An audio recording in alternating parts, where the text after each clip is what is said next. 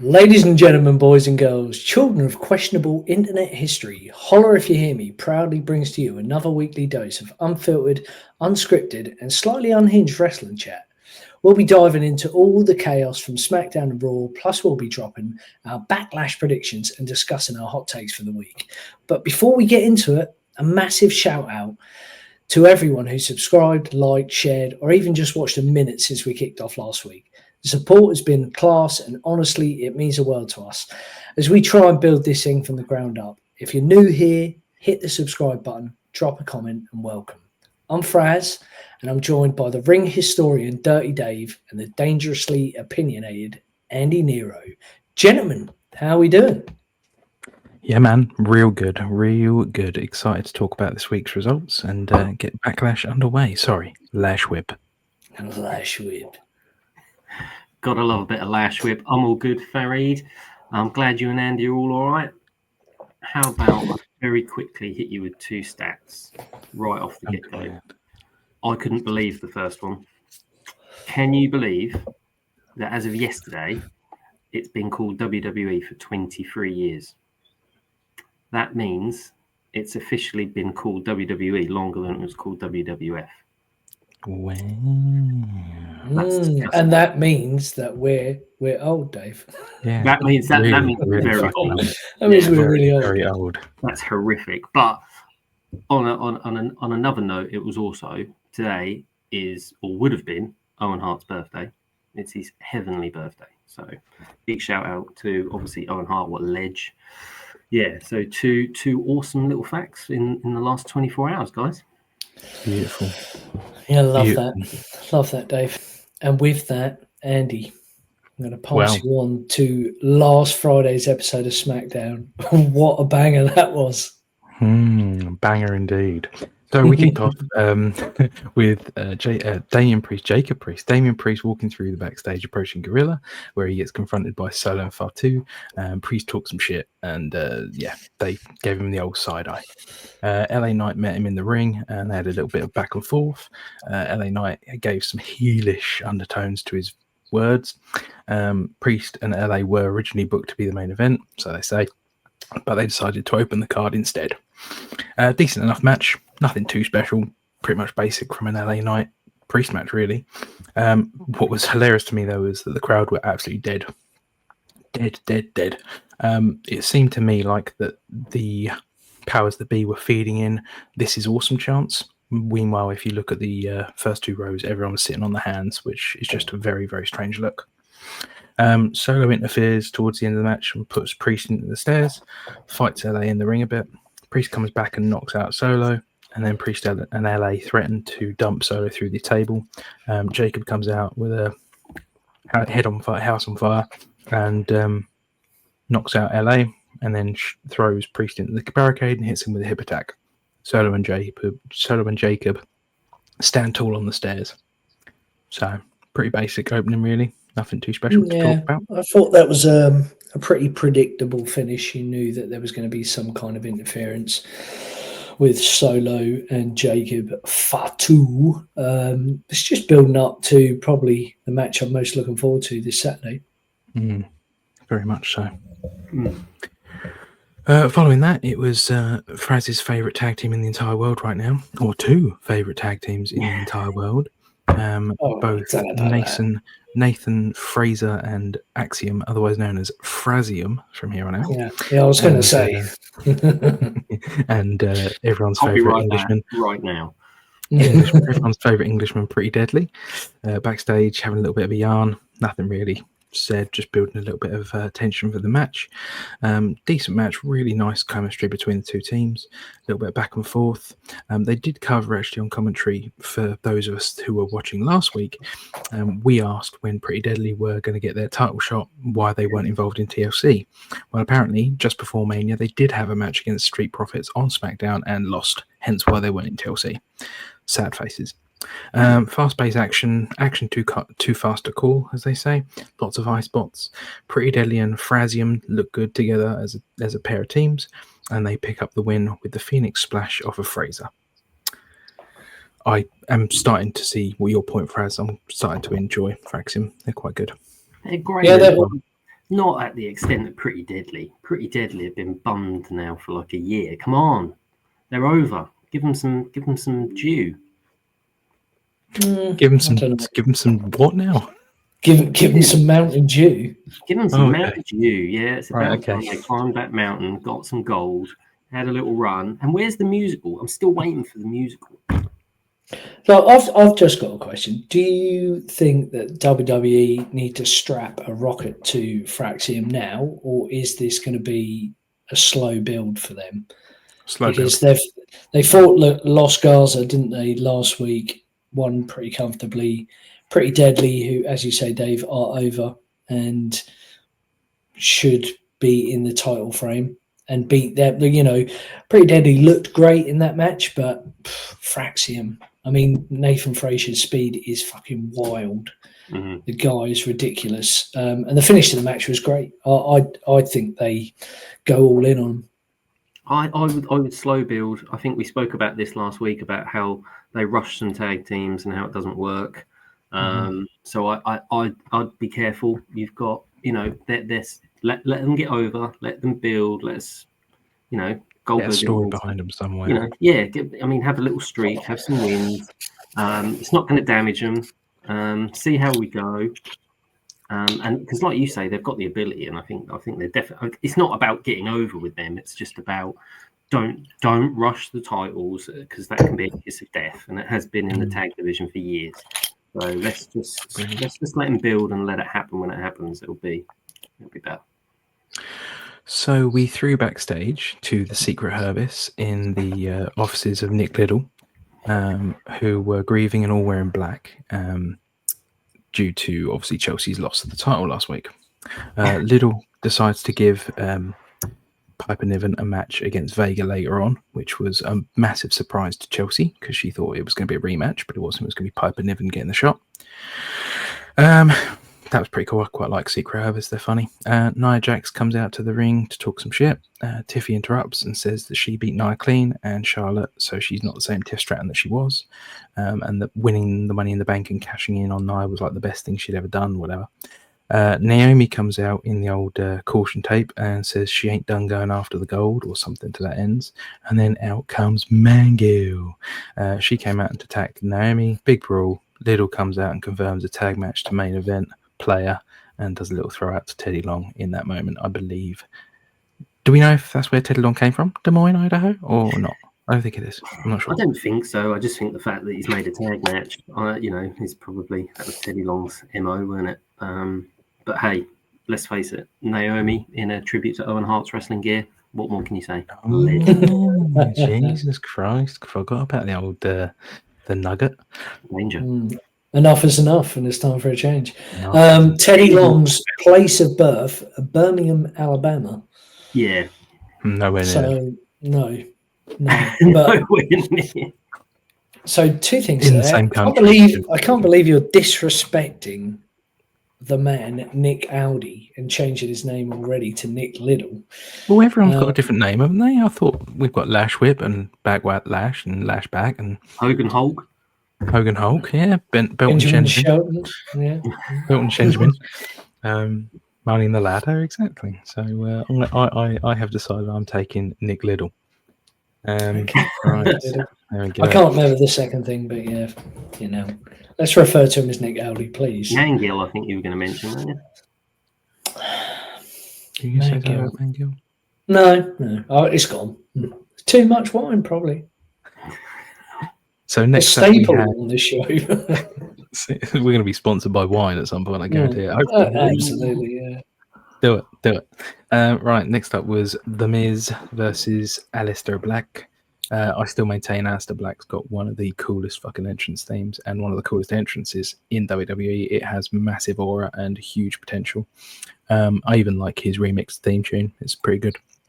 One of the best things that Def Rebel has done recently. This was a decent little squash. Not as squashy as I thought it would actually be originally. Miz put up a decent good fight. What I would say, technical-wise, the ropes looked really, really slack, and Aleister Black tried to do the lion salt into a sit-down, and he nearly Hayabusa'd himself, which, if you know about Hayabusa, if you don't, go and watch it. Well, don't go and watch it on YouTube because it's terrifyingly disturbing. But essentially, the man broke his neck trying to do a lion salt. Gives you an idea of where those ropes need to be tight.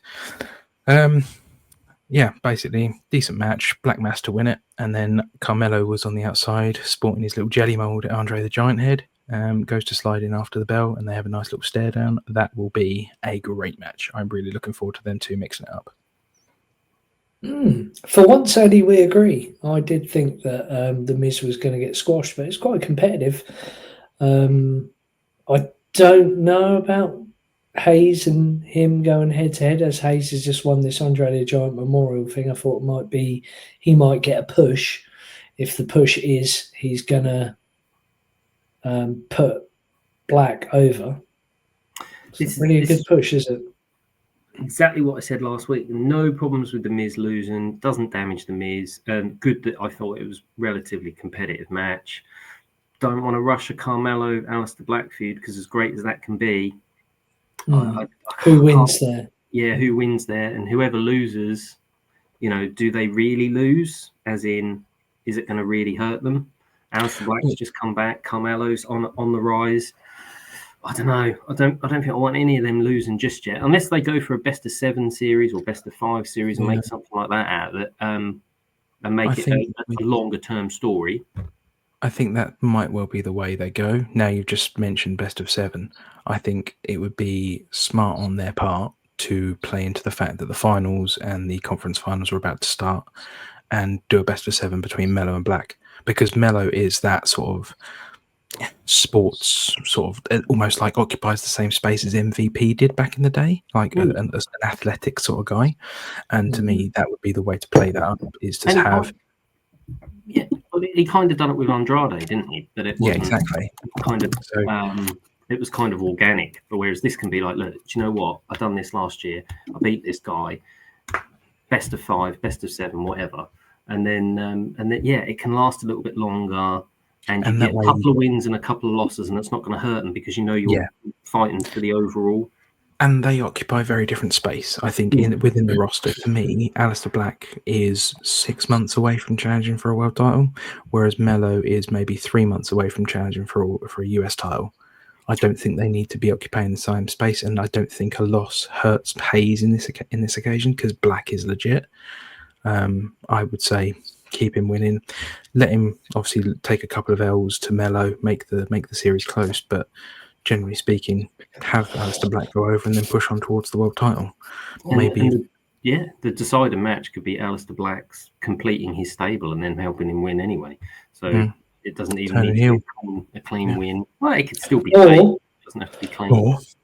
Or casual fan take here, Aleister Black fucks off into the sunset and feuds with someone else, and the Miz and Hayes feud, and Hayes turns into a face. Also a good shout. Yeah. I mean, Hayes is going to be a face at some point. I mean, he's too likable. Up for debate. It's just a question of when, and he'll sort of take that spot, I think, from LA Knight. But it's just a question of when, as he moves. I do want him to smash Miz in the face with that stupid jelly mold, though. That's horrendous, mate. That's awful. It's a ridiculous gold chain. It's crazy. It's a good take on the. We digress. Moving on, before we go too long. Right, the next match. I don't believe there was a mid segment backstage here. I may be wrong. But next up was Vega and Piper Niven. Crowd had negative pop energy for Zelina. The crowd was deadly quiet for Zelina Vega. I feel bad for her because she doesn't deserve it. But I do expect this reign to be short-lived. And once again, This Is Awesome chants were piped in. Everyone sitting on their hands, just funny as. Spent the whole match trying to maneuver Piper around unsuccessfully. Piper played the giant role well, but was undone by miscommunication between herself and Chelsea. Vega tried to set up for a 619 on Piper with a Hurricane Rana, and as she went to run the ropes, Chelsea got up on the apron and distracted her. Then Vega moved as Piper ran into her, and then she basically just got schoolboyed for the loss. So Vega wins by roll-up because she can't hit a red alert on that. On Piper Niven, she's too big. My notes here: Vega gets a win over Piper Niven after Green interferes and accidentally hits Niven. Not much to say here. I think that's fair. That's just... Yeah, it's oil and water. Those two. It's not going to be a classic, is it? That's probably all about getting Chelsea into being the challenger. Chelsea back on TV again. Yeah, that's what it is. She just needs to be on TV. She's got a new contract, and she's just as over as anyone. So why can't she? Got her visa sorted out. Yeah. Maybe so. Next up was probably the highlight of the night, I think, for me, or one of the two highlights of the night, which was Randy Orton coming out for a promo. Cut a really, really cool promo on Cena. Had huge Legend Killer vibes, and he even referenced it towards the end when he talked about how he's going to kill. John was just one last legend for him to kill. There was a bit towards the end where he talks about beating John in front of all of his friends and his family and his kids because it's only his hometown of St. Louis. I thoroughly expect John to come out and just axe handle shit out of Randy Orton and beat him up, or go for the early DQ and just walk away. It's going to be a really fast match, which ruins wrestling. Well, at least I think it should be anyway. Well, we can get to that when we do our Backlash predictions, can't we, Andrew? Very true. I will be honest, I don't recall seeing this match in its entirety. I think Saturday morning I was preoccupied with work, so I don't think I watched Santos. I'm reliably informed, however, by our esteemed gentleman Fraz that it was a very good match. So by all means, if he would like to cover the facts of the match, then by all means, go ahead. I have here great match, perfect chemistry in the ring. They kept the pace steady and hit the big spots where necessary instead of hitting every big move they possibly could. It just gave it a nice flow. Phoenix wins hitting Meteora off the top rope. It was good to see Escobar back after not wrestling for months. As I said to you guys, I did do a bit of Googling. Hasn't had a match since Feb. He is top class in the ring. They both work well together, and it just puts Phoenix over. Don't know where they're going to go. I kind of think maybe Penta and El Grande Americano is going to be involved at some point, but cross-branded. Or for Money in the Ladder. Cool. That's some possibly right there. I mean, my takeaway is that was probably the best match on SmackDown. Well, we spoke just before we started recording that I don't think you can knock Santos's ability in the ring. You know, I think he's great. He's missing something to get over, and I'm not quite sure what. I don't quite get it. But can I answer that? Yeah. Maybe he's missing Delberto El Rio. Well, this is an interesting concept, isn't it? Because we've had some releases and then we've had some new hires. So let's see. Let's see where that goes. I mean, if you're going to bring Del Rio back, you need to bring back his personal ring announcer, don't you? Ricardo. Who looks remarkably like you, Dave. Probably not. Probably not. No, not a lot. But that would be tremendous. But I don't know. I don't get it. I think some of these AAA hires might help SmackDown. But I think Santos is great. He can have a great match. Again, we say he can have a match with a broom. But Phoenix coming in, he's fantastic. Obviously, we know what's happening on Raw. I'm really excited. I just think SmackDown is suffering overall by being 3 hours. It doesn't hold people. And as if like magic, to prove Dave's point, the next match and the main event of the card was Nia Jax and Naomi versus Jade and Tiffy Stratton. Sorry, not Jade. Who the fuck is Jade? Mangill and Tiff Stratton. Jade Mangill wins the match with a huge powerbomb to Nia out of the corner. That was impressive. It was a decent match. Nothing really to write home about, really. At the end of the match, Tiff and Jade raise their hands, and Jade holds on to Tiff's title just a little bit too long. She sort of does the whole tug of war thing with Tiffy about it. And then Naomi comes up from behind and just absolutely waffles Jade in the back of the head. Then she hits some kind of move. It looked a bit like Eat Defeat, but looked more like it was Eat the Knee. It was just fucking weird. And then holds the title above her head. They also confirmed on commentary that it's Nia versus Jade for the number one contendership this week on SmackDown, which I wonder will maybe lead to a Jade versus Tiff match at Lash Whip. But who knows? Too early for me. Yeah. I think it will be Nia and Tiffy. She's been there over a year, though. Yeah, I just think in terms of building that, they've only done it for 3 weeks, whereas Nia and Tiffy have got a bit of history, haven't they? And I reckon that sells more if they were to do it on Lash Whip Saturday. Unless they hold it for later and let the story build more with that. Well, they're doing a lot of fatal four-ways and triple threats recently. They did it at Mania, they've got one this weekend. So my thing is, maybe they just run Nia versus Jey versus Tiffy this weekend in a quick non-finish match where you have Naomi and Nia come out together and attack both girls. That then kicks the can down the road, and then they can have a fatal four-way for the title down the road. It doesn't have to be next month at the next PLE. It can be in a couple of months' time, but you can sort of combine the four ladies in different combinations and really flesh out this blood feud. And that, to me, is the way to do it. If there's no winner next week on SmackDown, then you could make a triple threat match at Backlash, and then Naomi could get involved there, and then that can then carry on building. I mean, we sort of said this last week that with those four involved, we can have multiple matches, tag matches, triple threats, fatal four ways, handicap matches. If people get injured for the odd week here or there, so there's plenty of options, and we'll get to it a little bit more when we speak about Backlash, because I think the card is only got 5 matches on it, which I'm surprised about when. It's not like Elimination Chamber or the Rumble where you've got, big matches to take up loads of time. And the jury's out on how this main event's going to go based on how WrestleMania's main event went. So, but we'll talk about that more with Backlash. See what happens. But it's not tag team main event on SmackDown. It's not. If you're watching a 3-hour show, I don't think that's going to grip you to stay watching for 3 hours. That was my no. It played out as expected, didn't it? The people that were feuding fought harder than the people that didn't. Naomi getting over at the end doesn't I like really Naomi. make sense. I do like Naomi. I like her. I'd prefer her to get the strap and have a little run. Especially as a heel. Over Mangill, yeah. As a heel, definitely. With the Owen Hart gear. Well, just for that, really. Anyway, overall, I thought the show was pretty average. We had 2 good maxes with Nathan Frazier, and Phoenix and Escobar. Other than that, didn't really think it made any significant strides to increase the storylines for any of the feuds that are going on.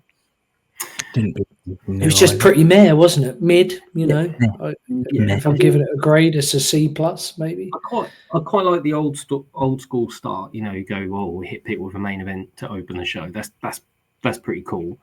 But then you don't use any of that talent for the rest of the show, which is a bit. Well, normally back in the old days, they'd have a singles match that got interrupted, and then they'd book that tag match for the main event. I don't mind that. I just think at the very least have them in some backstage segments to just kind of keep a bit of a story going throughout the 3 hours, because I think we all agree there was some great matches. I mean, the tag match to start the show was good. Fraxium, we love that tag match. Who? Frazium. Miz and Aleister Black, we appreciated more than we thought we would. Not that a squash wouldn't have been that bad. Out of place. Then it just goes downhill, I think, with the Vega Piper Niven match. Randy Orton does a fantastic promo, but maybe would have been good to see him wrestle. Slightly worried he hasn't wrestled. Is there something wrong with him? Phoenix and Santos was a great match, and then again the tag match. So I think SmackDown's very up and down, and they've just got to be careful that the downs don't last too long and too many people switch off. The problem for me is that the ups aren't very up and the downs tend to be pretty long. Yeah. There's not many peaks and the troughs are enormous, and it's just like. Well, it doesn't help when your champ isn't on the show. I was going to say, do you think maybe it's missing the fact that we've not got a Cena, we haven't got a Cody, we haven't got Roman? There's a bit of a lack of star power. There's a real lack of star power on the show, I think, at the moment. I mean, your world champ on that brand is a heel, and he's not there. Your US champ is a heel, and he's not there. Well, he was in a tag match, but you know what I mean. The tag champs, they're sort of tweeners, aren't they? Like, people like them, but at the same time, they're sort of heel. Is it Profits or DIY? It's Profits, isn't it? Profits, yeah. And Vega's probably not over enough to be a champ. So, you know, that's a struggle. That's a struggle. I mean, Tiffy, obviously not. No, Tiffy, sorry, is the main women's championship. But yeah, that's not. I don't think that's a strong enough championship brand. Feels very much in every part of the B show at the moment to me. Yeah. I think it's just suffering with 3 hours. I think, you know, they didn't put more talent on there to cover for the 3 hours. So they're doing the best they can, but, you know, really you need a bit more firepower over there, I think. And that leads us nicely into Raw. Yes. Unless you gentlemen have anything else to discuss about a subpar SmackDown show. 9? Holla. I have got here, Jey kicks off the show calling out Paul for only... No, that doesn't make sense at all. He calls out Logan Paul and then Paul Heyman. That's it. Yes, that's it. Yes, he gets a different Paul. He does. He does get a different Paul. Just a different person because, of course, he's not. His name is not Paul. It's Steve Heyman. We all know. We all know Steve Heyman. Shout out to my lady.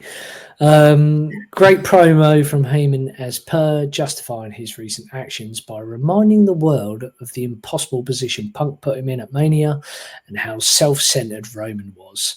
He said Breaker was stage 1 of their plan and stage 2 is the heavyweight championship. Yeah. He officially challenges Uso on behalf of Seth, and Jey accepts, saying 4 letters, 1 word. You. Brilliant segment. Heyman was on fire. Great moment where Jey criticised Heyman for talking to him after what he did to Roman, to which Heyman responds, reminding Jey he betrayed the OTC way before he did. Side note, Jey's pop was ridiculous, even though he's now the champ. Heyman laid out the faction's future plans, and there's going to make Jey's life a living hell until Reigns is the champion.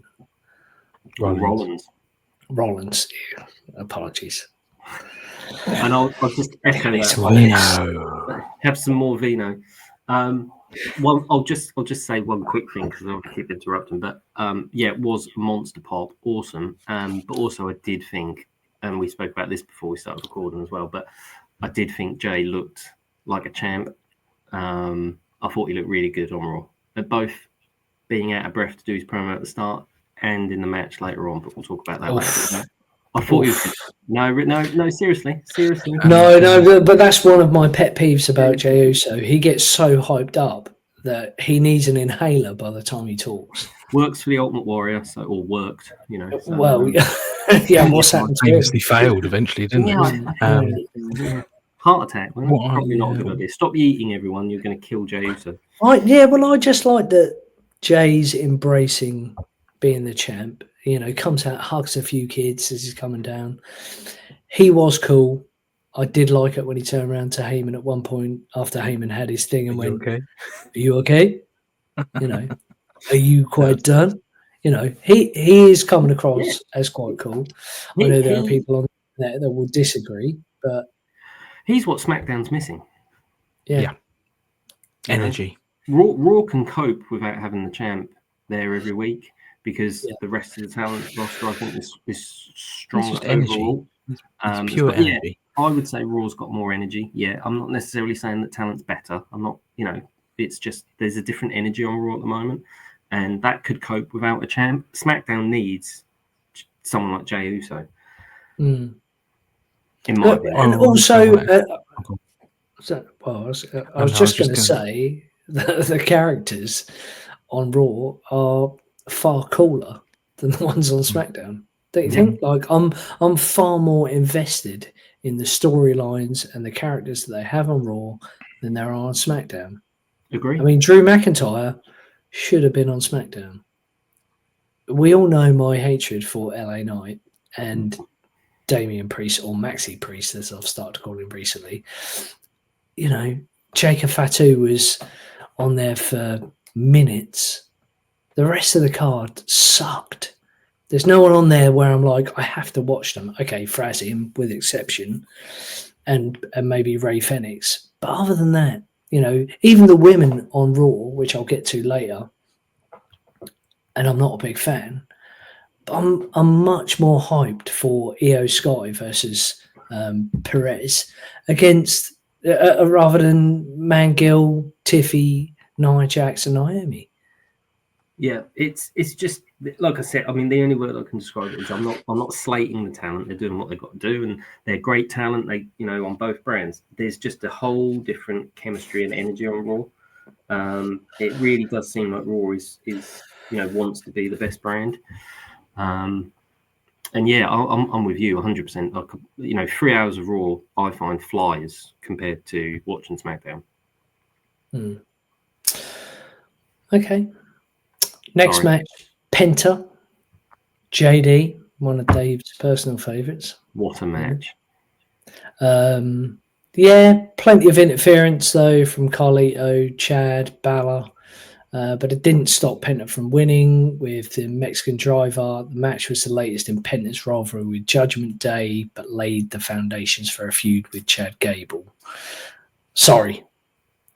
Grande Americano. One thing I did notice is, do you think Balor is purposely messing up the interferences?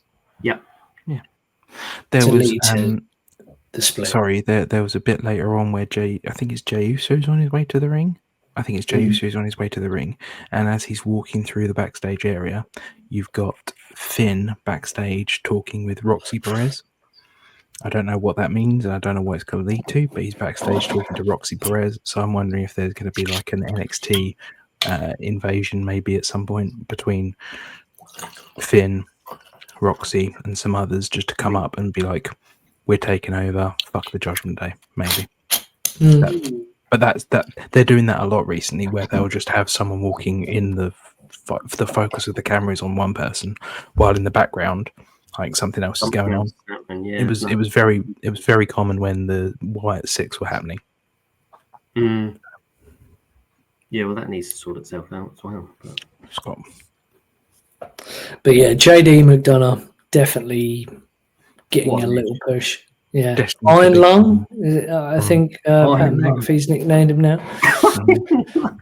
Iron Lung. Giant head, Iron Lung. But also, how good was Penta?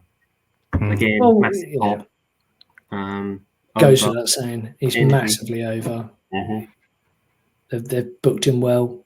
But that leads us into Sheamus and Austin Theory. Big return for Sheamus.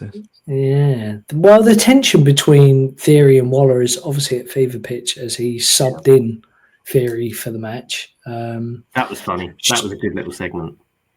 Sheamus brutalized Theory and led to him winning with a bro kick. It's only a matter of time before A-Town Down Under are no more.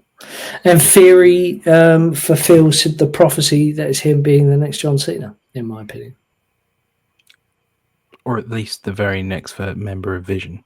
Or whatever sorry, not current John Cena, obviously. Yeah. But also, you want Austin Theory to be good, do you? Oh.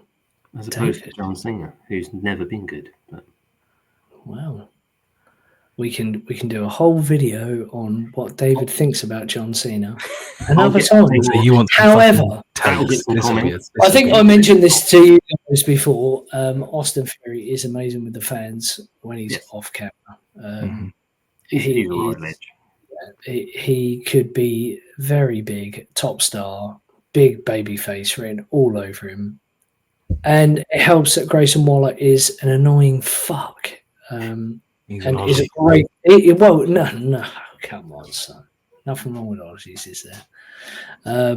He could be really, really, really good for Theory when they split. Oh, definitely. There's no redeeming features there, are there? But of course, the key story is the fantastic return for Sheamus. He'll a huge run now and win something. Oh no, it was a lot better match than I expected it to be.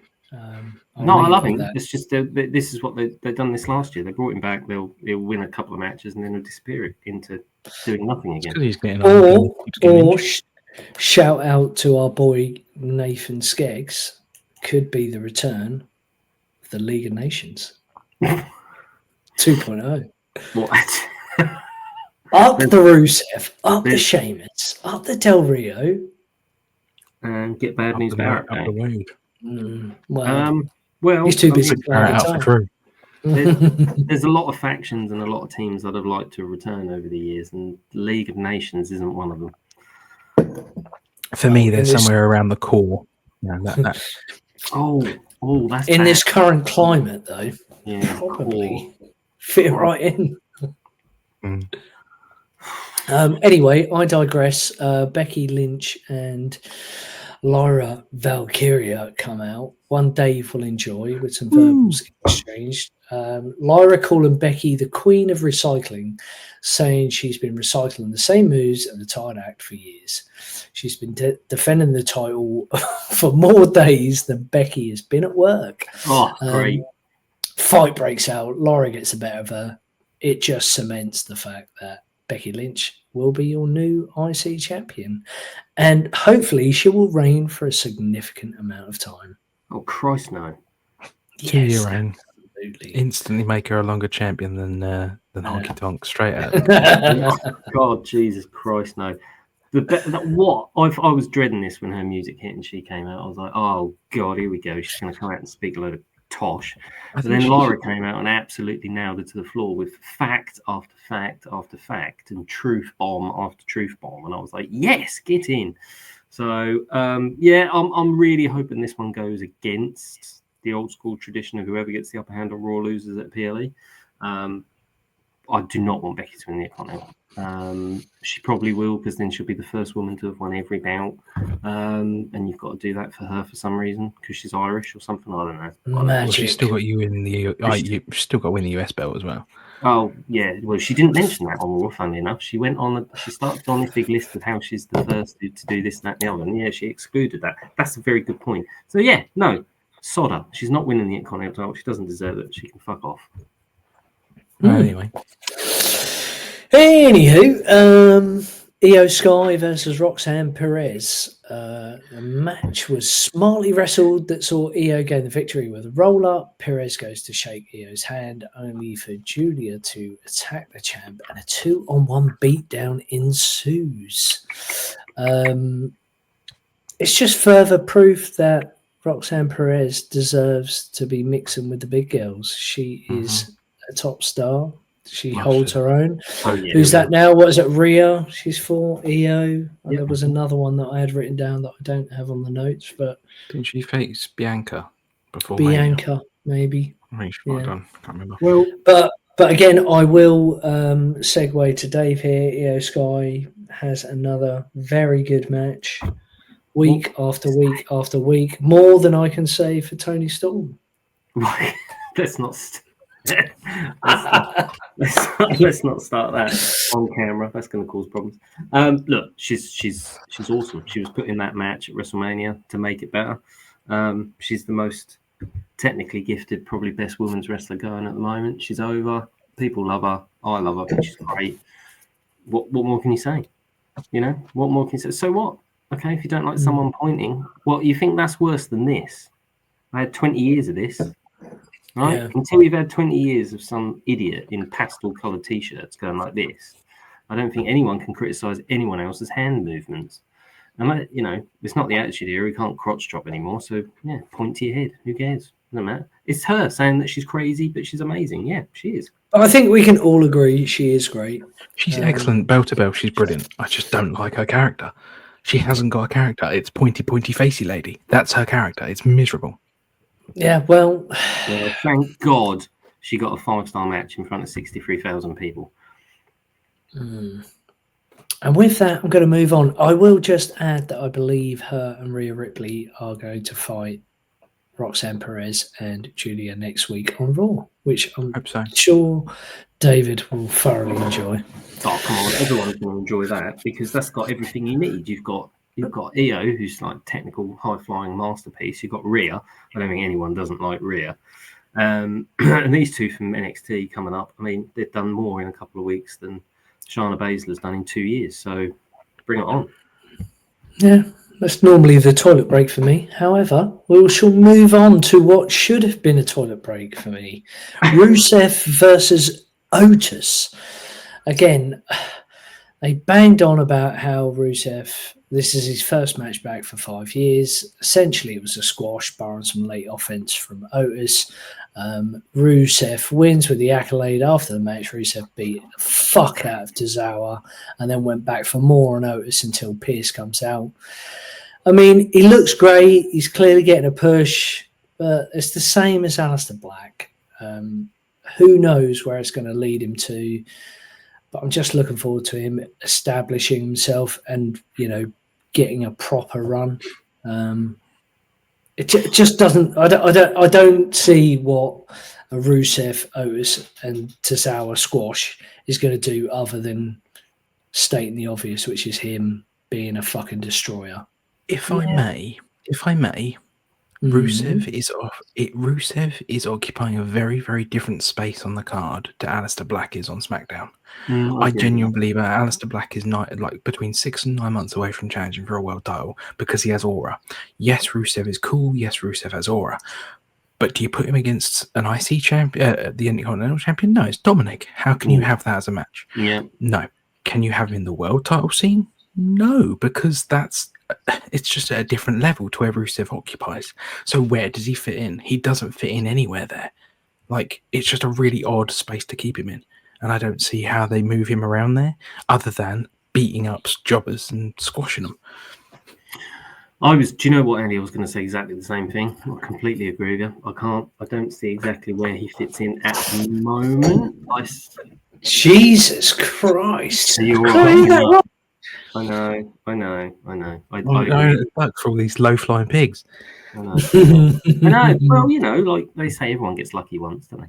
And broken clocks right twice a day. That's right, exactly. No, but seriously, you're exactly right. He's in a completely different position, and I can't see where he's going to go. I can kind of see why they didn't bring him and Aleister Black back both as faces. On the same brand. Yeah. Easy for me to say, and on the same brand. But I don't know. In some ways, I think if you'd have built him up as a face, and then he's destroying a few people, and then all of a sudden Big Bronson Reed comes back, and then you built Rusev up, and he's gonna I thought that might be good, but I'm not sure. We'll see what happens. He's obviously not going to fight Jey anytime soon, and he's not going to fight Dom, and he's not in a tag team. And I can't really see who he's going to fight. I mean, I can. It's going to be Sheamus, isn't it? I think Sheamus will win a couple of matches. Rusev will win another couple, and then there'll be some sort of little collision between them, which Rusev will win, which is fair enough. But so what I'd like to see long term, truthfully, is I do think that either Bronson Reed, going to what we were talking about this before the broadcast about the Seth Rollins group, how they need a fourth member and a third wrestler involved. Now, it could be theory. Now, I think it could also be someone like what we said, or what you said, Dave, which was Bronson Reed, or I think Jeff Cobb, because Jeff Cobb is impending. He's literally on the verge of debuting any day now. If you don't know who Jeff Cobb is, do yourself a favor and go and watch some AEW. Do yourself a favor, go and watch some New Japan Pro Wrestling of 2020, 2019, 2021. Don't watch the current stuff if you really have to do, but Jeff Cobb is really, really good. I think whoever doesn't team with the Seth Rollins group could potentially be a teammate for Rusev. That would be, to me, a pretty decent team. Rusev and Jeff Cobb, Rusev and Bronson Reed, run them at the titles. I will. I'm just going to go back to your comment there about the difference between Aleister Black and Rusev. Don't want to dwell on it too much, but I can't see Aleister Black in the world title picture when Cody's back. Cody's going to beat Cena. You're assuming they stays on SmackDown. Okay. Or that the belts don't swap. I mean, is there a draft coming? There's something coming. I seem to remember. A draft is supposed to come, but I can't see Aleister Black fighting Cena or Orton or anyone of that ilk. I see him fighting Jey. Yeah, but then there are several other people that I can see Jey fighting.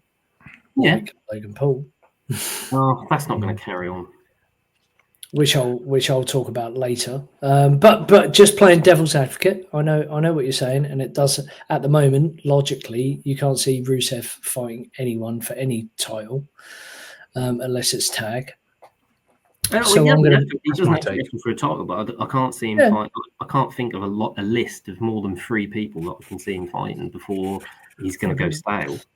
He said that he's here to redeem in the same way that he redeemed himself. He's here to redeem others. So people who have gone like stale or lost their way competitively, he's here to reinvigorate them. And if it means beating the shit out of them, then that's how he's going to do it. I think it's basically what I got from it. So Sheamus seems like it's the natural progression there. Yeah. I think exactly like you guys said about Seth and his faction not being as heelish as they should be. The crowd are just going to cheer Rusev. Anything, yeah. He beats the fuck out of someone. He is over. People want to see him. Oh, He's yeah. not, you know. So why not get Aiden English back? It's Rusev Day. Anyway, I shall move on to the next segment before this gets far too long. We've got Pat McAfee and Gunther. Pat said he, like Gunther, grew up being a fan, a dreamer, of being a wrestler, but Gunther has essentially become complacent and allowed his dream to become a job. He questioned his focus and said he's gone soft. Gunther, who had, as Andi will tell you, is one of the greatest on the mic, vowed to choke McAfee out and has his undivided attention. And yes, if you haven't checked out our video of the greatest Intercontinental Champion in WWE history, Andi proclaimed that Bret Hart was Don't give it away. No, he was a vacuum.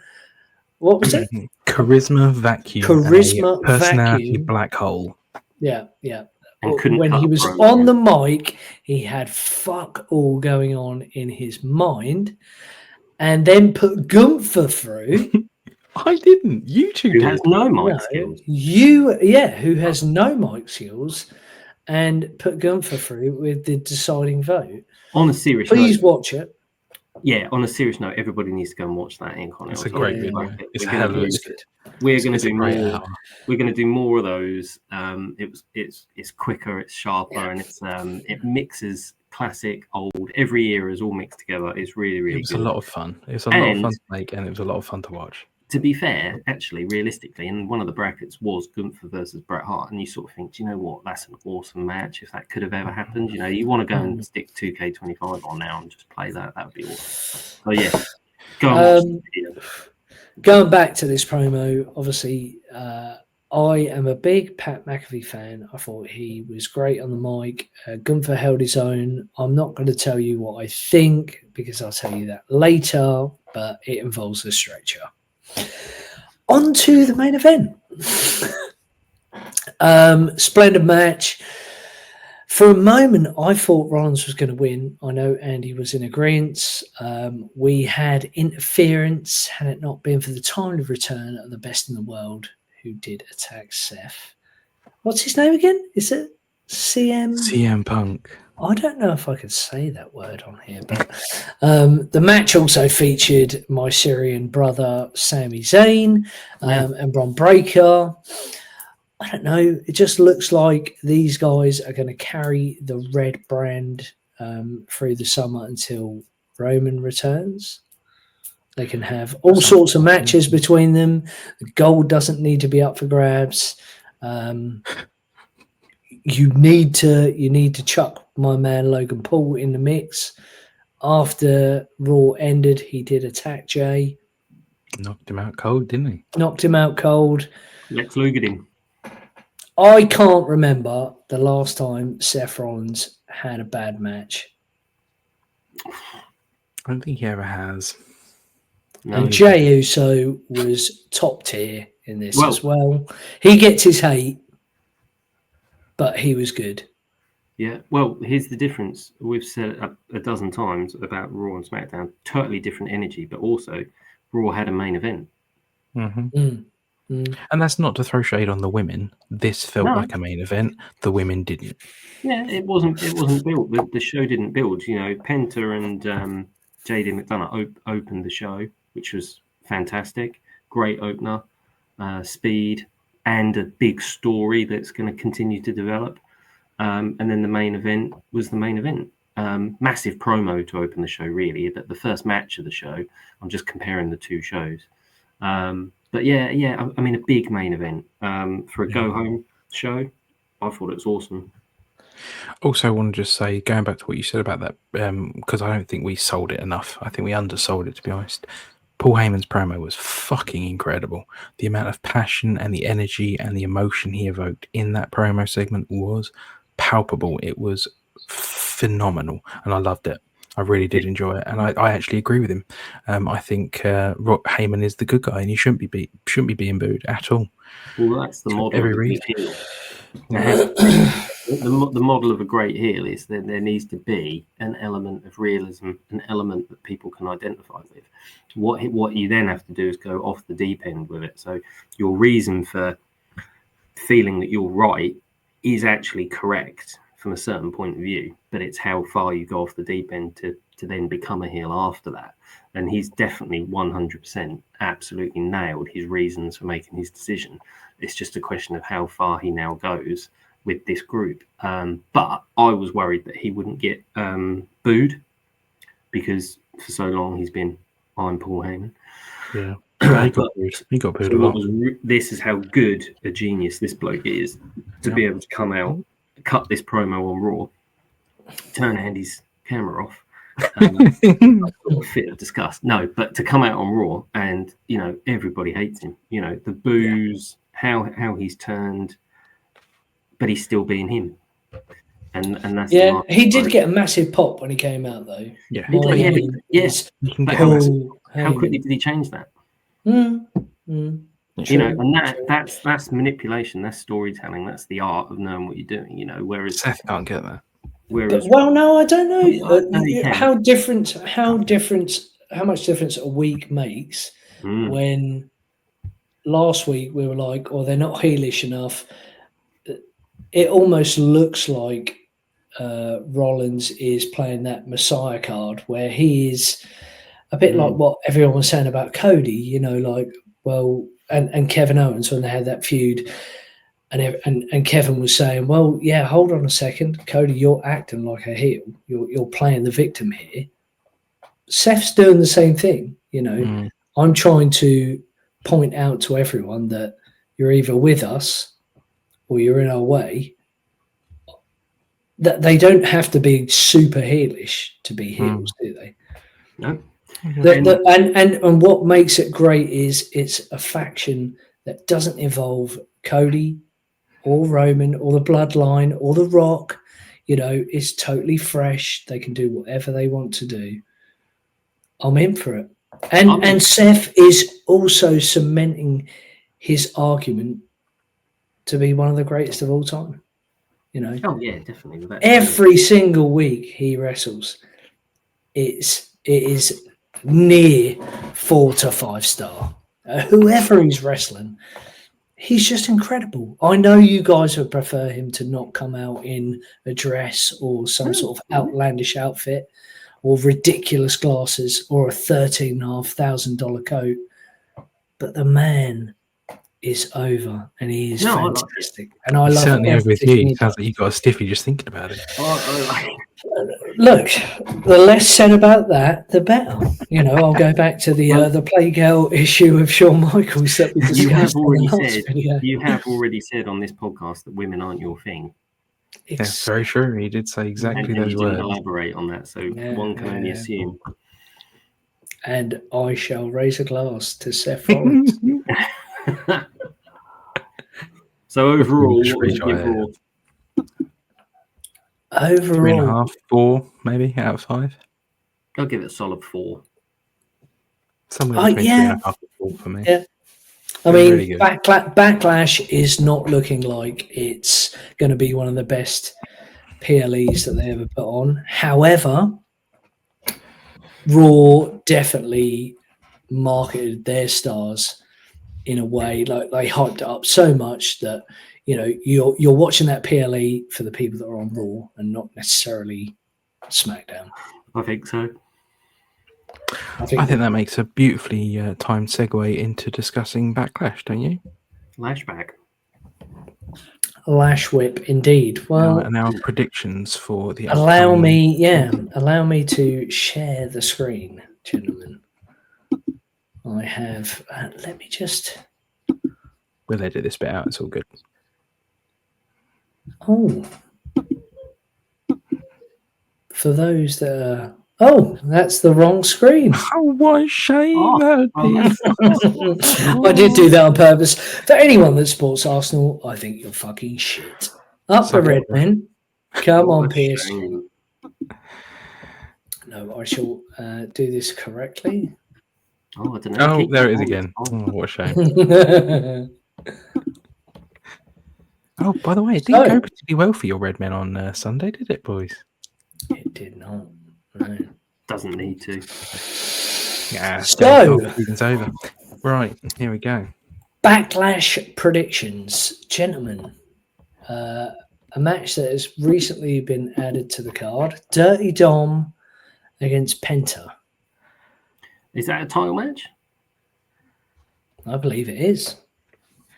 Sorry, boys. I haven't got my glasses on. Any way you can zoom that in, please, for us so I can actually see it. There you go. That's better. Thank you. Well, I'll go first on this one. I suppose it depends whether it's a title match or not, but I think it is. I think they confirmed it is for the title. Cool. I mean, to be honest, I'm going with Dirty Dom anyway. But there could be some sort of Judgment Day cock up, and there could be a count out, or I could see Dom getting distracted by Finn and getting counted out, like literally only just and as if in, oh my god, I wasn't paying attention, you distracted me. So I don't know. It from just a match point of view, Dom's not losing the Intercontinental title. From a story point of view, there's a few things that could happen, and Dom could lose, and it wouldn't hurt him because it's in the overall story of the Judgment Day, and obviously it wouldn't hurt Penta. But I'm gonna go with Dirty Dom. Why don't we put method of victory on here to make it interesting, Andy?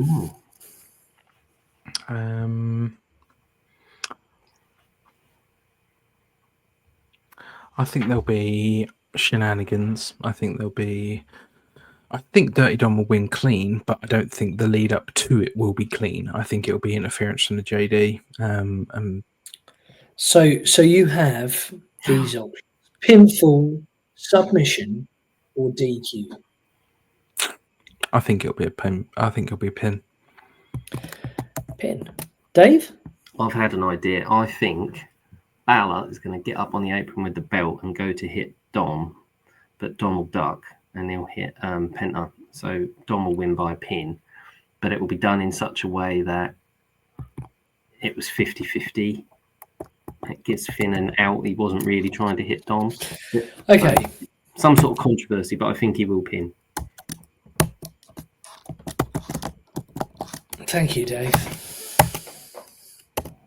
Well, that could work, yeah. Just to make it interesting. I was going to say, we're going to have to try and sort of not deliberately choose alternatives, but if we're going to do this as not as a competition, but sort of keep it fresh and stuff, we've got to have differing opinions on who's going to win and lose and how, I suppose, haven't we?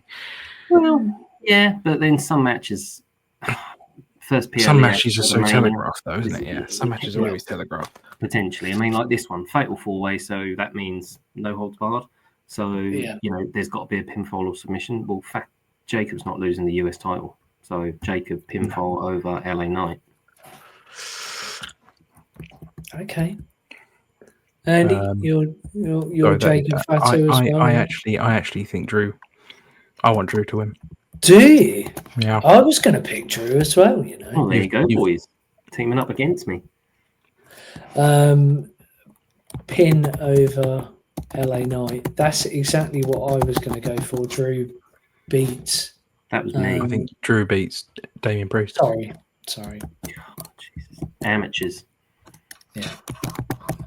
Pin over LA Knight. That's exactly what I thought. And you think Priest? Pin over Priest. Yeah. But I think Drew McIntyre will win. You've got me and Andy the wrong way round. No, I haven't. No. Yeah. Yes, I have. Yes, yeah. Apologies.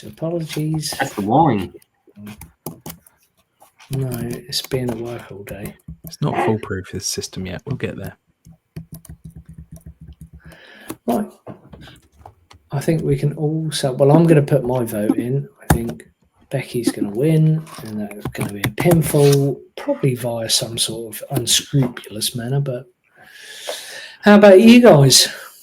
I'm going to be in the toilet while this is happening because I cannot stand. I have Lyra via DQ. Oh yes, Andy, well done. Really? I'm proud of you for that. I think Becky's going to get herself disqualified unintentionally. I'm going to go that Becky wins via DQ because Bailey comes out and attacks her. Maybe too early, I think. It gets her away from the title picture. True. Because she doesn't need the title. Very true. And they could have an awesome triple threat match. Okay, well, I think this one is pretty much unanimous. As I hinted earlier, I think that McAfee is going to make something of this match. He'll be pretty competitive, have some spots, but there is only one outcome, and that's him being carted off on a stretcher with a neck brace with Michael Cole possibly crying, if not nearly crying.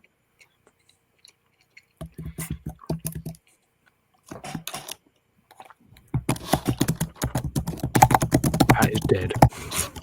Pat is going to die.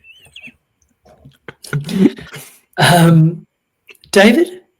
I think McAfee's going to win. No, you don't. Yeah, because I think Scott Steiner. Fucking hell. Hot take. Scott Steiner's going to be in his corner. Is that confirmed? That's not been confirmed, has it? Is it not? I thought. Well, I don't know. I just thought it was a bullshit rumor. Well, if it's not, if there's no Scott. Well, okay. Well, if he's not going to be there, then that's fine because I think Goldberg's going to come out and spear Gunther and then drag McAfee's dead carcass over him for the pin because, gentlemen, Gunther needs to go off on one even more, doesn't he? And then he can kill McAfee on Raw, like proper killing, like, be crazy, to get to Goldberg, to get to have their fight. Gilberg. So, yeah, there will be Dwayne Gill in this match. And I tell you why, I don't think the card has got enough going on for there not to be some major thing happen. And I just don't think it's going to happen in the world title match. It's definitely not going to happen in the Becky Lara match. The Fatal 4-Way is going to be good. It's already got enough people in it, so it doesn't need any more chaos. And the Intercontinental title match has already got its own Judgment Day story, so you don't want to convolute that. I might be wrong, but I just I can't. You know, whenever they do this stuff in the past, whenever someone's wrestled Jerry Lawler or whenever someone's wrestled Jim Ross or something like that, something crazy happens. So I'm just going along with that logic and go, right, something's going to happen. Or Michael Cole might even like smash Gunther over the head with a jar of sweets or something, proper JR style. But something's going to happen in that match. And I don't know. Andy? I'm of the opinion that Gunther is going to solidify his place as one of the greatest mic workers of all time and smash McAfee in the head with a microphone. Get McAfee on there, strangle him with his headset. As a matter of fact, there's only one person who's better than Gunther on the mic. And Fraz, you'll remember this, won't you? Do you remember WrestleMania 11? OT? No, Bob Backlund in that I Quit match with Bret Hart. That is a masterclass of mic work from Bob Backlund during that match when Roddy Piper keeps holding the microphone to his face. You remember those mad, manic Backlund screams, don't you? We used to watch it on German TV. Indeed, we did. Guten Tag, das Liebe fans. Deutschland. No. The less said about Bob Backlund, the better. 6-year WWF champion. It's nearly as good as Tony Storm. By the way. John Cena and Randy Orton. Cena by DQ, Orton by DQ, Cena retains. Yeah, yeah.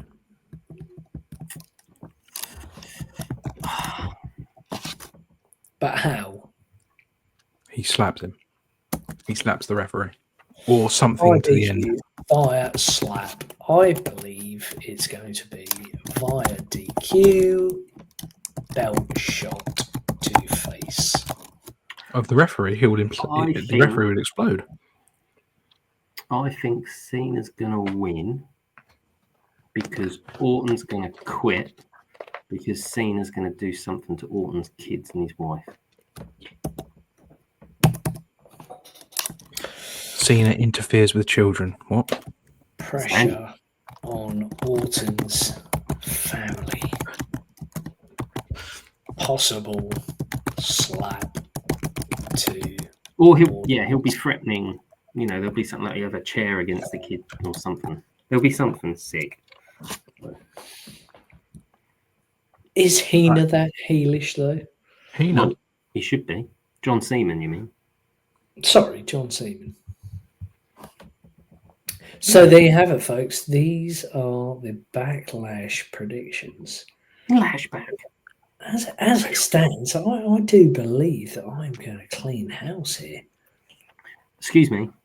For anyone that hasn't seen our Intercontinental title video, go and watch it because you'll see that I won. And you'll see that this time next week, I'm going to be winning this as well. There you have it. There are the Backlash predictions from the Holla If You Hear Me crew. I will just give you a quick flash. Oh, that's not going to work, is it? Oh, my goodness. Let me share this screen, gentlemen. Let me share this screen. Now, are we going to talk about the releases and stuff? We are going to have a brief chat regarding releases and other hot takes this week, but I do need to show you this. Saka has scored for Arsenal. They require 2 goals now. What a terrible shame. I know, it's fantastic, isn't it? That's all right. 2 goals. Come on, That's right. London forever. They'd have won everything if he hadn't got injured, remember? Oh, hang on. Since he's been back, they've only won 1 game. Indeed. Welcome back to Holla If You Hear Me, the wrestling show, not the Arsenal hate show. Hand in hand. Hand in hand. Andy, do you want to lead the way on the releases here? I heard that your best mate Braun got released. Braun Strowman. Look, mate, I mean, at the end of the day, I think it's always sad if anyone ever loses their job. I don't like to see anyone lose their job in this day and age. If we look at the list of the... I'll see if I can bring up the list right now just to recap. But there are some serious names on there. It's not a good thing for you that Dakota Kai is gone and she's now going to do OnlyFans? Why do you make me out to be some sort of weird lecherous pervert? No, absolutely not. Right. That being said, Rhea Ripley is behind you. That being said, Cora Jade and Gigi Dolan have both confirmed that they're going to do an OnlyFans. So, yeah. Just saying. For our horny dogs that are out there.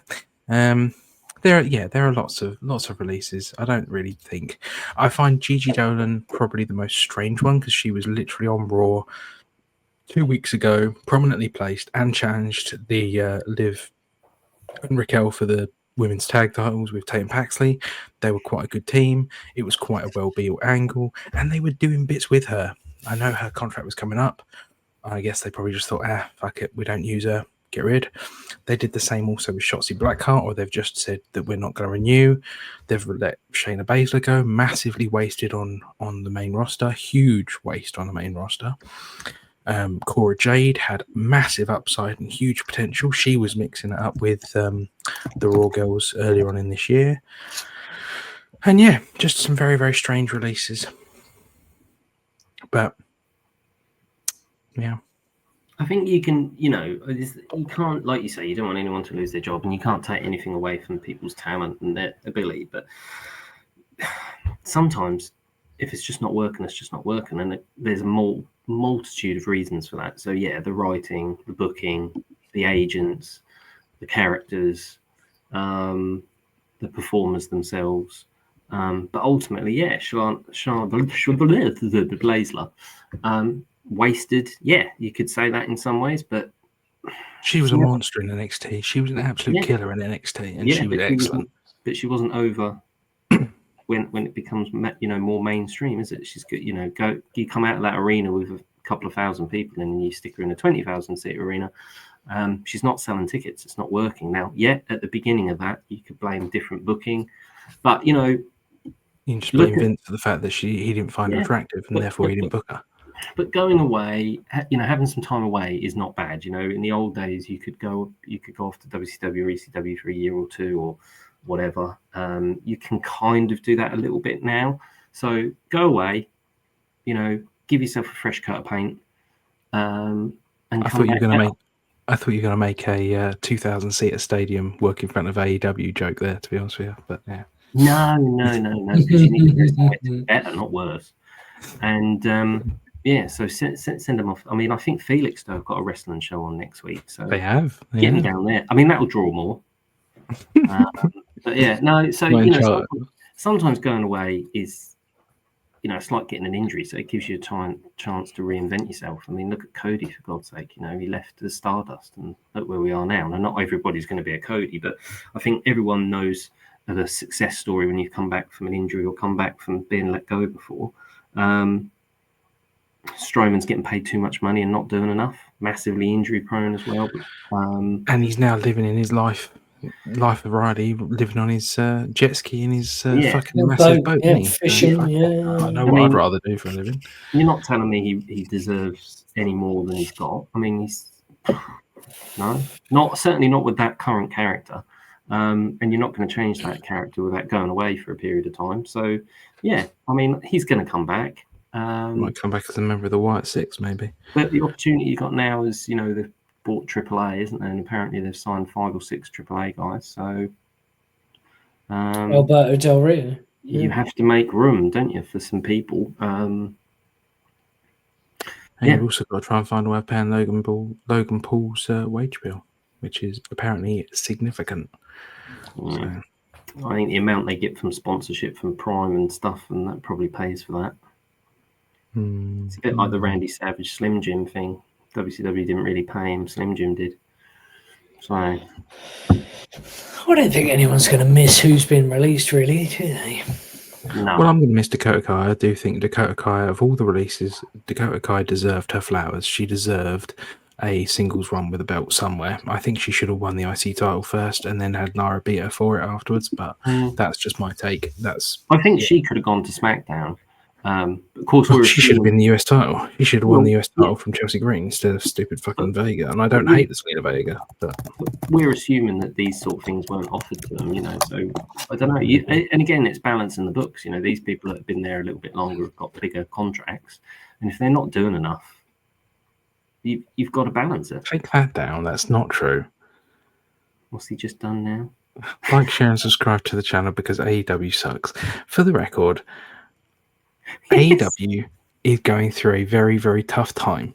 Doesn't mean it sucks, doesn't mean it's crap, doesn't mean it's turd, doesn't mean it's a bad promotion, just means it's being booked badly. You said yourself earlier that you used to fucking watch AEW and that you loved it when it started. So shut the fuck up. No, but I'm objective enough. Tony goes. So am I. I'm objective to say that it's shit at the moment. It is crap at the moment, but it doesn't mean it can't come back. It doesn't mean it can't come back. It means that they need to change the booker, get rid of Tony Khan and get a decent booker, and strap the fucking rocket ship to MJF and Swerve Strickland and just let it fly. I think they've missed the boat on that. That's not going to get casual fans. It's not going to increase now. You had your chance. Well, how do you do it then? A year ago. Because all you've got is the people you've made for yourselves and the people that you can get in from WWE. So Darby's going to come back from his Everest trip and win the title. You're going to need some mainstream, major pop culture type intervention, and that's better. I'll accept that. That's a lot better. It's not going to happen.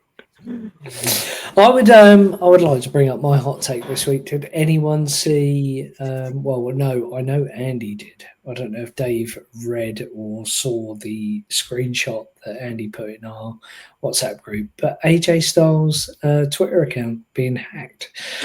Incredible. My 12-year-old thought it was hilarious and asked me if that was true.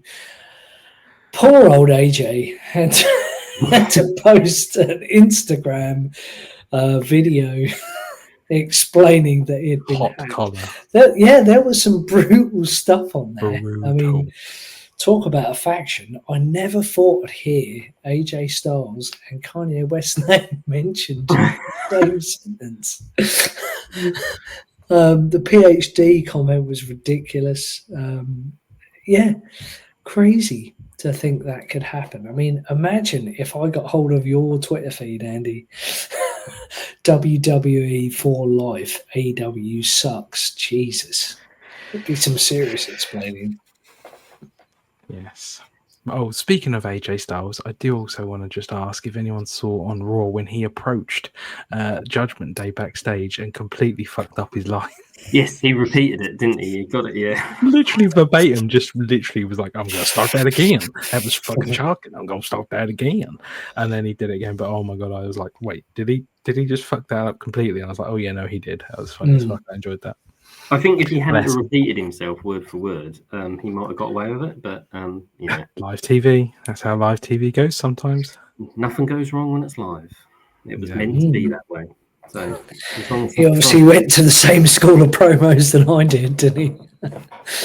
Maybe he was reading off ChatGPT. This is what happens when you don't have chat. Maybe he didn't get hacked.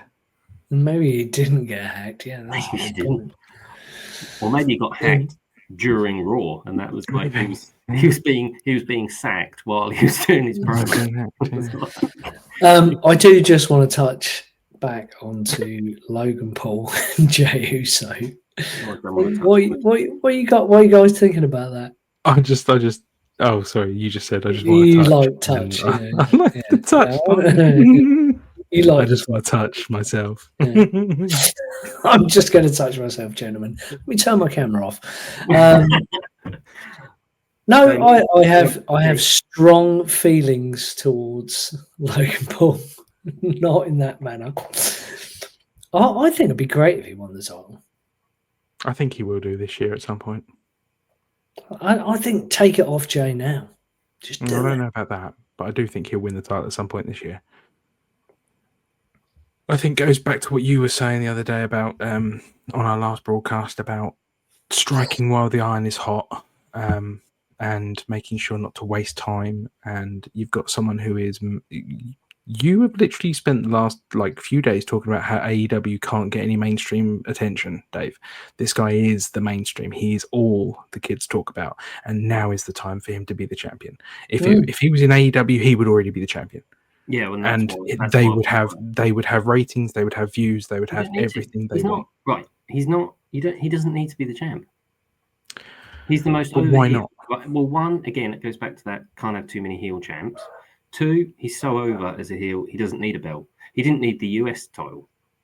He doesn't need it.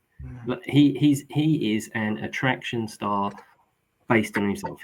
I'm not saying he's a wrestling caliber quality like The Undertaker or Andre the Giant. What I'm saying is, as an attraction, he's booked as an attraction. He doesn't need anything.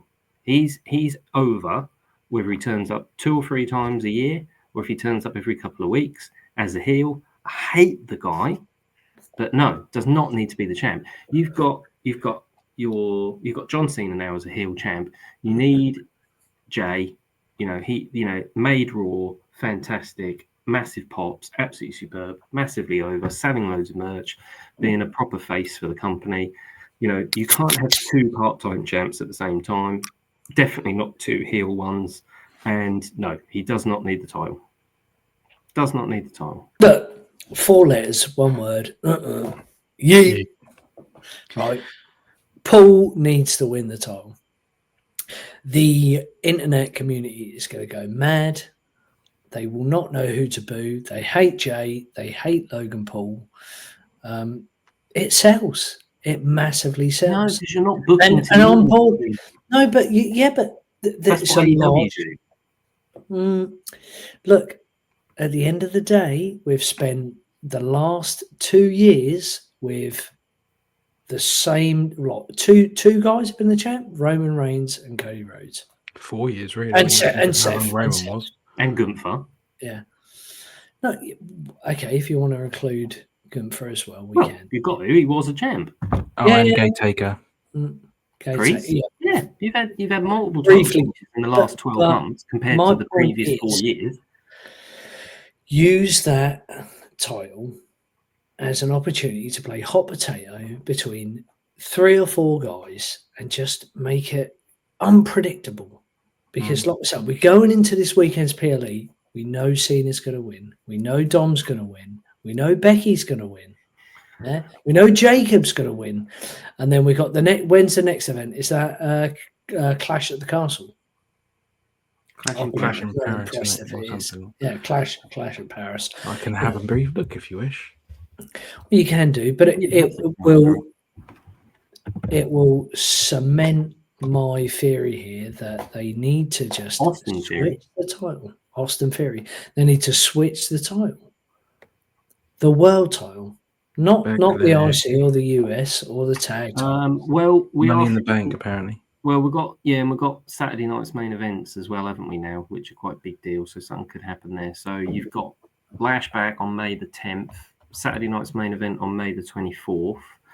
Then you've Money in the Ladder. You've got a couple of NXTs, then you've got Money in the Ladder on 7th of June, and the 2-night SummerSlam. So that's you see, SummerSlam's got to be huge, boys, because it's the first 2-night one. And then Clash in Paris is at the end of that month. So, we've also got Night of Champions as well in Saudi Arabia. We've got a Saudi show.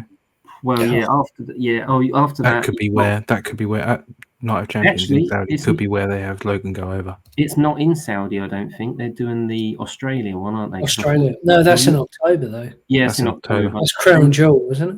Yeah. No, and then Survivor Series, and then because remember the Royal Rumble is from Saudi Arabia this year, which is absolutely terrible. But anyway, it is horrendous decision. Yeah, the Royal Rumble is in Saudi Arabia this year. Yeah, well, there's nothing wrong with that. Eh? Money talks, big man. Money talks. Well, it is because the fans are terrible. Hello, Akbar. I mean, they started off in like big arenas and now big dome things, and then now they're just in like small, tiny little arenas that are just filled with private people who don't even know what they're watching. Anyway, can we stop digressing here? Logan Paul should be the next champ. I think Logan Paul might win in Saudi. I think he might win the title in Saudi off Jey. I think bookmark this, timestamp this video. Logan Paul should and will win the title. And they should play hot potato. Jey should chase it for a bit. Jey's had his WrestleMania moment. He's massively over. He doesn't need the title. Let Same argument for Logan. Huh? Same argument for Logan. He's massively over. He doesn't need the title. Logan's there to win the title. Yeah, but you should, if they hot potato it, they can go Jey, Logan, back to Jey, to Seth, to Logan, to fucking God knows who. Do whatever they want. If they hot potato it, then they can do that.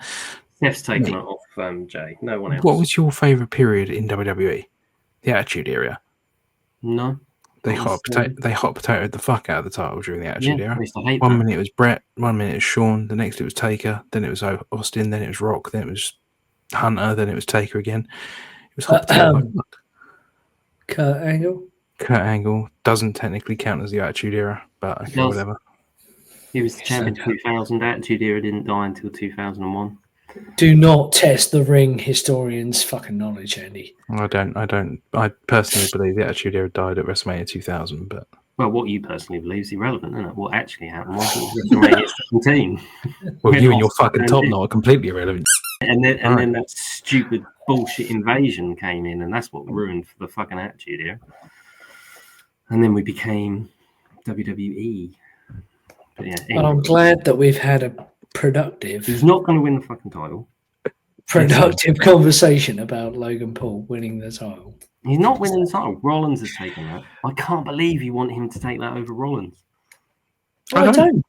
I think Rollins does hold it this year. I think Rollins either takes it off of Jey or off of Logan. Yeah, I think exactly that. I think Logan Paul will win the title. So Jey will win it back, and then Seth will be. Plan me to SummerSlam. So I think that Logan Paul will beat Jey Uso for the World Heavyweight Championship. Well, I got And that then bit. Jey Uso will beat Logan Paul for the title. And then they'll have a rematch. Logan will lose. He'll drift off into YouTube land again. And then they'll build up slowly to Seth winning the title at SummerSlam. And then we will have Roman Reigns return. Or there could be CM Punk. CM Punk's beating Cena. What, for the title? No. You're not giving yourself much time to build to SummerSlam, though, are you? You could do it to Survivor Series, though, couldn't you?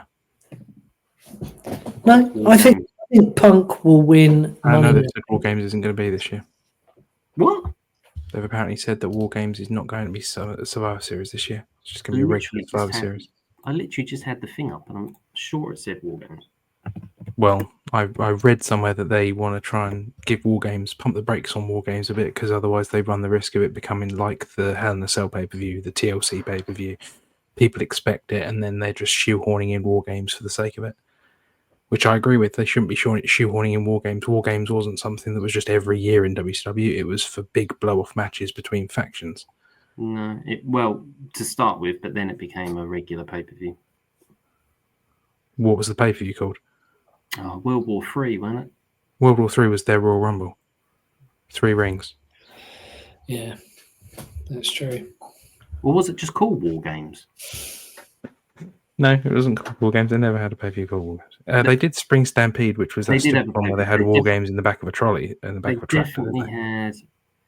They definitely had at least one called War Games, because it's on 2K. It's on the 2K games. However, anyway, asking me to build this, yeah, and I've just said to you, Seth will win at SummerSlam. Roman will come back. Maybe he'll beat Seth, and then CM Punk will cash in on Roman. Maybe the people in the comments can tell us when they think these things will happen. We have 19 subscribers, guys.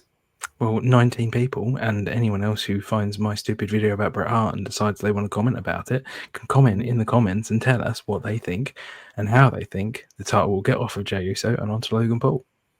Hot take, Billy Gunn is going to come back. And he will stop this reign of terror. Hopefully our 19 subscribers come up with something better than that. What? And hopefully they agree with me that Logan Paul's not going to win the world title at Lashback. I don't think he's going to win it at Lashback. I didn't say win it at Not even Lashback. fighting at Lash Whip. Yeah. Or whenever they're fighting. That will happen soon. It will be in the next few weeks. Logan will win. Why aren't they wrestling at Backlash? Well, because there's only so much time they can put this. They've only got 5 matches. I have a funny feeling this pay-per-view is going to be shorter than just a generic episode of Raw. It'll be an In Your House show. In Your House 3, David. Yeah. It's the 2 hours, 15 minutes, and just leave it at that. Well, if we get to see Owen Hart and Yokozuna defend the tag team titles, then I'll be well chuffed. If we get to see British Bulldog and Lex Luger, the Allied Powers, and we hear that music, how you two are like really fucking old, you know, don't you? Like you're really old. Andy, do you know what? If the viewers knew how old you were and how old I was, they would be shocked to know. I'm so youthful and babyface. That's all. Yeah, absolutely. I would imagine that my skin complexion is down to the Audi hash browns that I eat on a regular. I've just got a good quality camera. That's why I look a bit, yeah, possibly. My professional gear. But hey, who had the better career, gentlemen, to end this, Sting or The Undertaker? Well, globally, clearly The Undertaker. Okay, expand.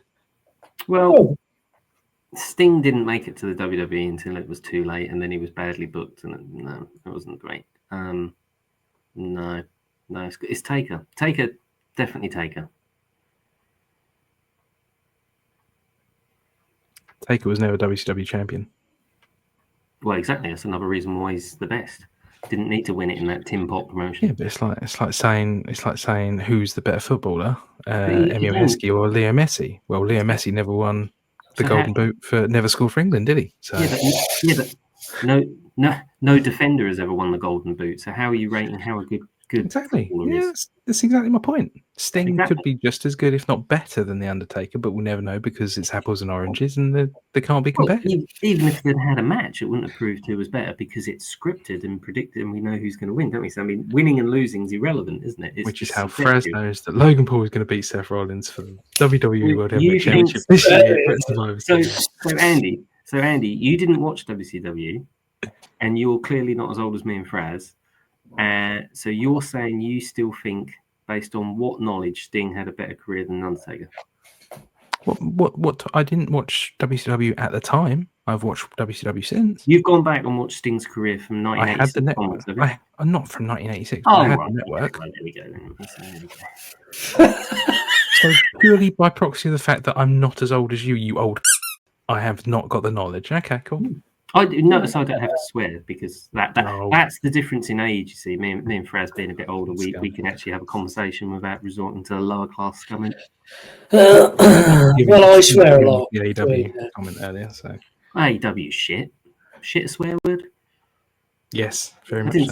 I could say AEW's full of a bunch of, couldn't I? But that's just. Could do, and you just did. There you go on the internet. No, I said I could say that. You just did. I didn't say that, and I didn't say that's how I feel. I said I could say that. Anyway, before this goes completely off the rails and we have nothing left other than stuff we've got to edit out, shall we kill this video? No, I think this is fantastic. This is the whole point of this, Andy. Oh, it's running an hour and a half. It's running an hour and a half already. If anyone out there thinks Sting had a better career than the Undertaker, I'd love to hear their comments. Love to hear their comments to try and justify that. Wrestling in a B League promotion for your entire career. Couldn't even win the title when you were the most over, when you come back after a year at the biggest pay-per-view the company's ever had in 1997, and you still didn't win the title because you didn't tan yourself properly because it didn't work for him, brother. Nah. No way. Andy, I await your response here. I mean, it seems like this is null and void at the moment. Taker. I didn't say Sting had a better career than Taker. To be fair, I've been listening, and you didn't actually say that Sting had a better career than Taker. Dave just went into automatic WWF, WWE defense. I enjoyed Sting's run as the Crow Sting in WCW. I enjoyed his run in TNA. I enjoyed everything he did in TNA. And I will say that what you said about it being a B League, TNA hosted and was the location and place for everything good that Kurt Angle did. If you look at Kurt Angle's run in his career, he did much better in TNA. No, he did. Andy.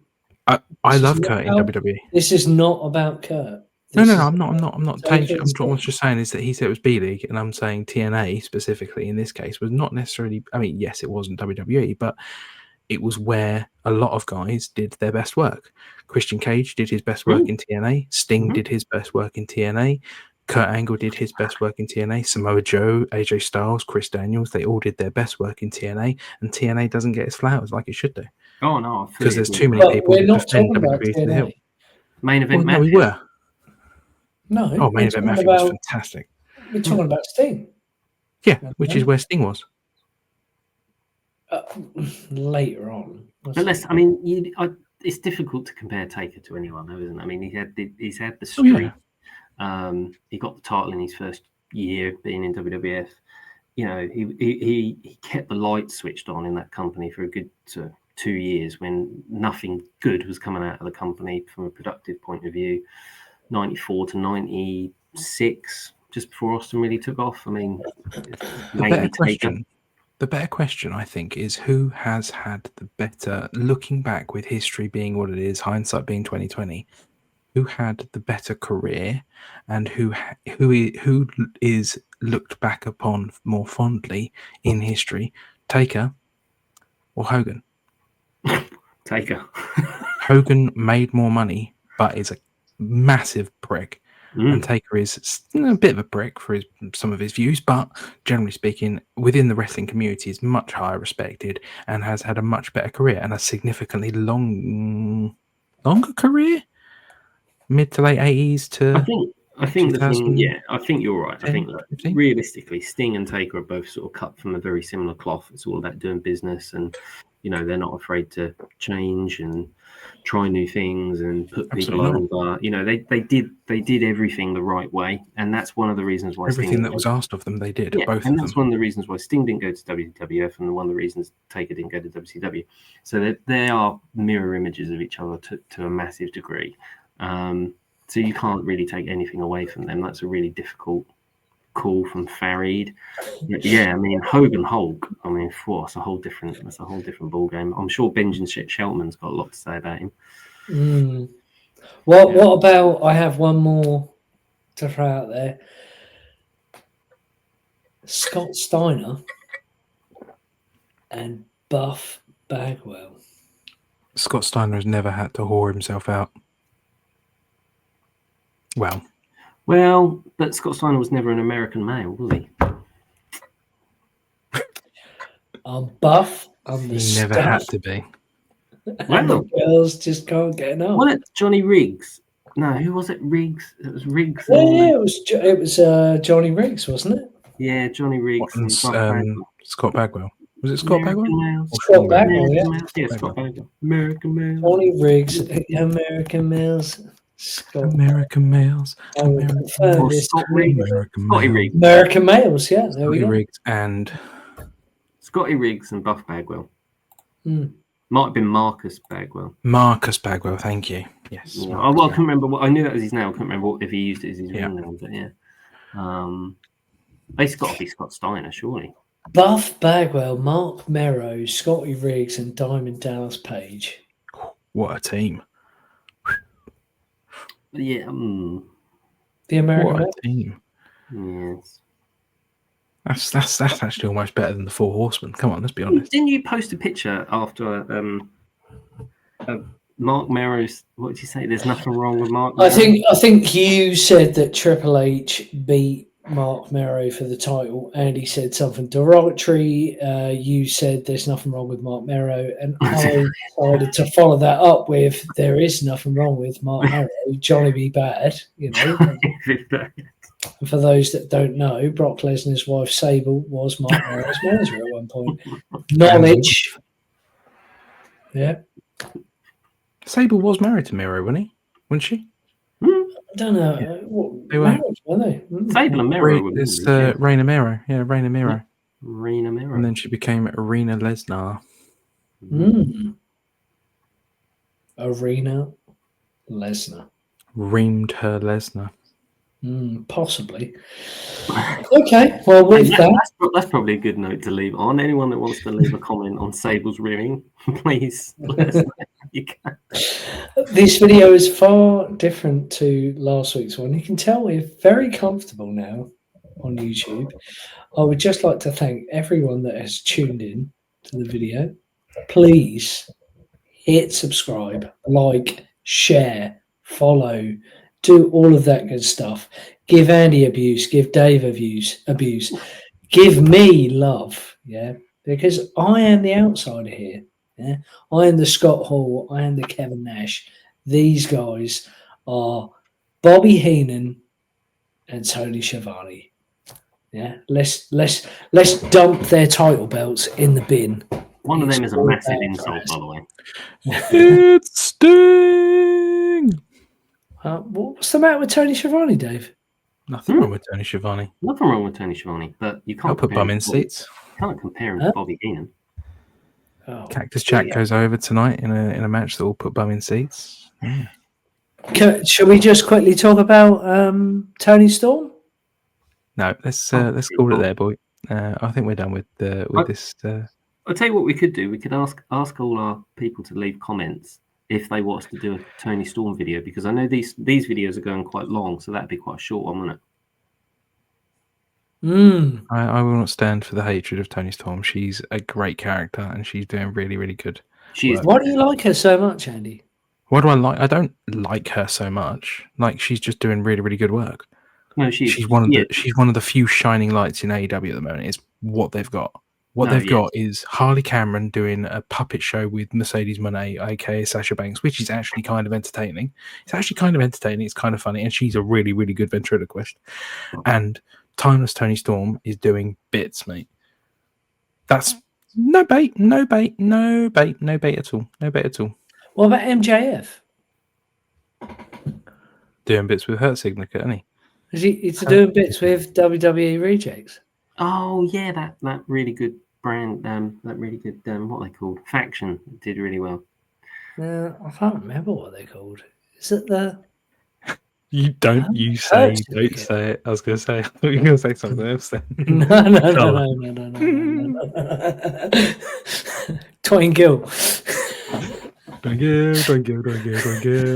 Yeah, MJF. I mean, I thought he's brilliant. He's amazing. Yeah, he was amazing like 4 or 5 years ago, wasn't he? No, he's just being wasted. He shouldn't have signed. He should have gone to WWE. I'll say it. It's the same with Samoa Joe. Joe's doing bits. As I said to you guys, in all seriousness, Samoa Joe's the man. John Moxley, what is he doing? Nothing. He's not Hogan. He literally just will not step down from the pedestal. He needs to let someone else lead that. Mox is annoying. Do not like him. That's all. No, it's all a bit bland at the minute. And then when something does happen, it's out. It goes from being bland to then just being outrageous, and there's not much in between. And it's a bit. It all just needs a booker. It needs someone taking the reins and righting the ship and just sorting a Booker T. It needs a Booker T. Well, going every time Stephanie Becker does her thing. Shuggy duggy quack quack. Fucking dickhead. That's definitely time to kill. Kill it off. Right. Well, thank you everyone for watching. Once again, well, thank you again. Please like, share, subscribe to the channel. And in Andy's words, not mine and Dave, AEW kind of sucks. Are we going to open up an OnlyFans account, by the way? Are we ever going to end this goddamn video? No, you want to go, do you, Andy? No, it's late. I'm just thinking maybe we should open an OnlyFans account. That could work. Maybe we should. Maybe we should open an OnlyFans that involves only Arsenal fans because they have just been knocked out of the semi-finals of the Champions League by losing 2-1 to PSG. My heart bleeds for them. My anus bleeds for them.